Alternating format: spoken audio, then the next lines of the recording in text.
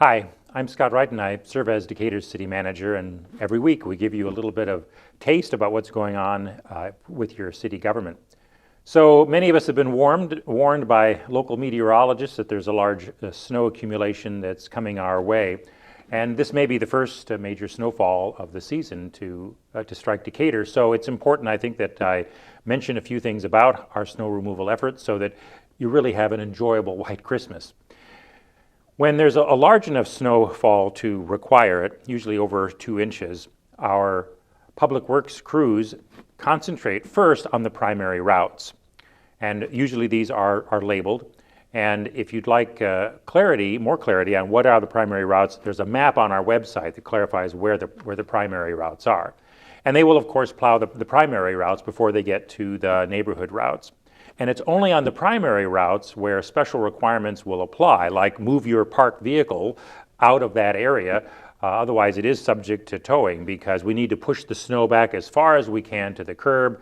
And if our public works crews have to drive around parked cars, that's a safety hazard. It takes more time, and it results in your snow being covered in a giant mound of snow.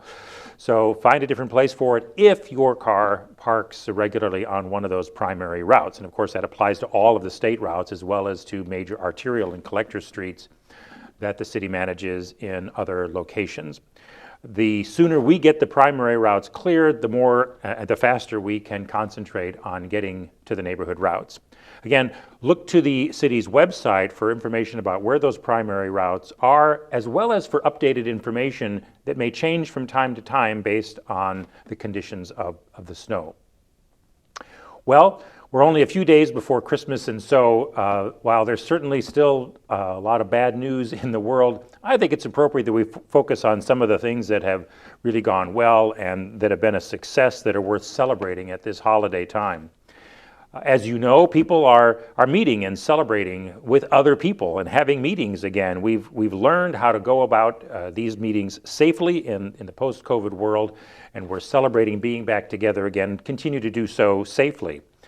In Decatur, there are new businesses that have figured out how to survive and thrive even in the post-COVID world. So I encourage you to patronize them so that they will continue to succeed and be a part of the Decatur economy.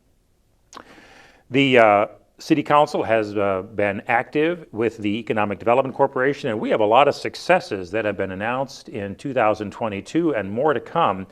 Major investments in the local economy, in new job creation that will be added to our community in 2023, in 2024, and in 2025 to help reverse some of the downward census trends that we've seen, to add to the employment base, to add to the local economy and its vibrancy. So these are worth celebrating as well.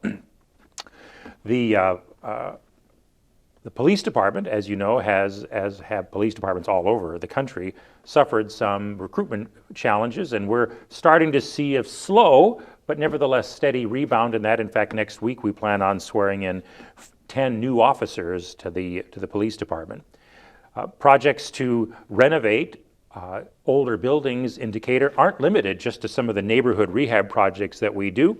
If you haven't participated in some of the events, for example, down at the historic Lincoln Theater on Main Street, I encourage you to do so.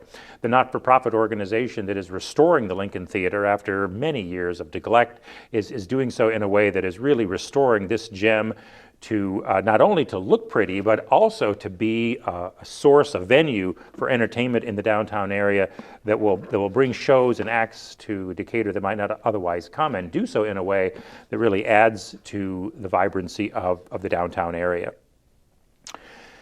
The Mayor and City Council have invested millions of dollars in 2022 in neighborhood revitalization and in land acquisition and in clearing and in moving some of these parcels that haven't been used productively into productive use, and I expect that they will continue to do so in 2023.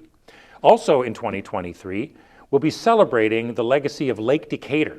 Lake Decatur was dedicated in July of 1923, and so we're coming up on that centennial, and we're really excited about it, not only because it's a way to sort of revisit the fact that were it not for A.E. Staley, there might not be a Lake Decatur today, but also to talk about how the city's investment and vision for the lake is changing, and how it will look different in the second century of Lake Decatur than it did in the first century. And so celebrating the centennial of the lake coming up next year is an opportunity for us to do that.